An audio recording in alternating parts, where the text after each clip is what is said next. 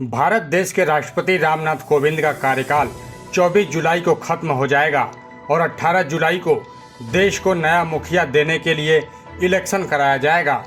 चुनाव आयोग ने नोटिस जारी करके कहा है कि 29 जून तक नॉमिनेशन भर सकते हैं। विपक्ष की ओर से भी और सरकार की ओर से भी उम्मीदवारों के नाम की घोषणा कर दी गई है। विपक्ष की ओर से यशवंत सिन्हा और सरकार की तरफ से द्रौपदी मुर्मू को उम्मीदवार बनाया गया है। लेकिन क्या आप जानते हैं कि देश में राष्ट्रपति के लिए चुनाव कैसे कराया जाता है और क्या होती है इसकी पूरी प्रक्रिया? तो चलिए बताते हैं आपको इस खबर के माध्यम से। बता दें कि देश में होने वाला राष्ट्रपति का चुनाव अन्य चुनावों के मुकाबले थोड़ा अलग और जटिल होता है। देश में राष्ट्रपति के चुनाव के लिए सीधे जनता की भागीदारी नहीं होती।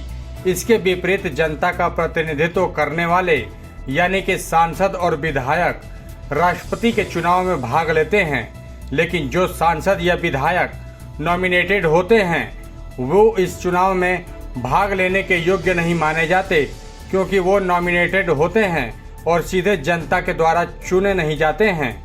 इसी तरह विधानसभाओं के सदस्य भी इस चुनाव में हिस्सा नहीं लेते हैं। संविधान के अनुच्छेद 54 में भारत में राष्ट्रपति के चुनाव की प्रक्रिया का उल्लेख किया गया है। प्रेसिडेंट के चुनाव के लिए एक इलेक्टोरल कॉलेज का गठन किया जाता है, जिसमें संसद के दोनों सदनों के चुने हुए सदस्यों और राज्यों के विधानसभा में चुने गए सदस्य वोट करते हैं। इसी कारण से इनडायरेक्टेड इलेक्शन भी कहा जाता है। इलेक्टोरल कॉलेज में संसद के 776 सदस्य और 4809 विधानसभा के सदस्य शामिल होते हैं। कॉलेज में कुल 10,86,431 वोट होते हैं, जबकि प्रत्येक वोट की एक कीमत होती है। हर संसद के सदस्य के वोट की कीमत 700 होती है। ये कीमत राज्य की जनसंख्या के अनुसार तय किया जाता है।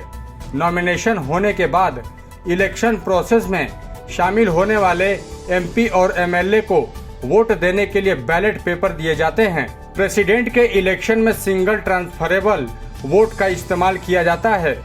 वोटर एक ही वोट देता है, लेकिन वो सभी कैंडिडेट्स में से अपनी प्रायोरिटी तय कर लेता है, यानी वो बैलेट पेपर पर बता देता है कि उसकी पहली पसंद कौन है और दूसरी तीसरी पसंद कौन है। बैलेट पेपर पर कोई इलेक्शन प्रतीक नहीं मौजूद होता है, जबकि पेपर पर 2 कॉलम होते हैं और पहले कॉलम में कैंडिडेट का नाम लिखा होता है और दूसरे कॉलम में प्रेफरेंस ऑर्डर में लिखा होता है। भारतीय संविधान के अनुच्छेद 58 में प्रेसिडेंट के इलेक्शन में शामिल होने वाले उम्मीदवारों की योग्यता के विषय में जानकारी दी गई है।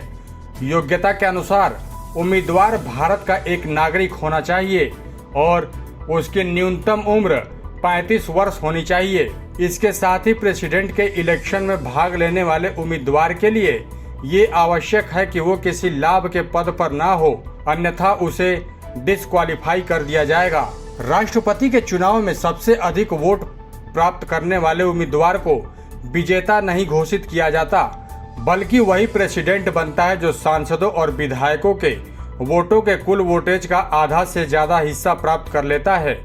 इस चुनाव में पहले से ही ये तय होता है कि जीतने वाले के लिए कितने वोटों की आवश्यकता होगी।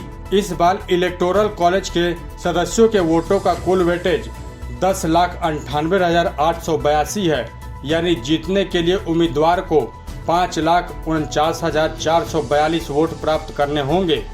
जो उम्मीदवार सबसे पहले वोटों की इस संख्या को प्राप्त कर लेता है वही प्रेसिडेंट के रूप में चुना जाता है।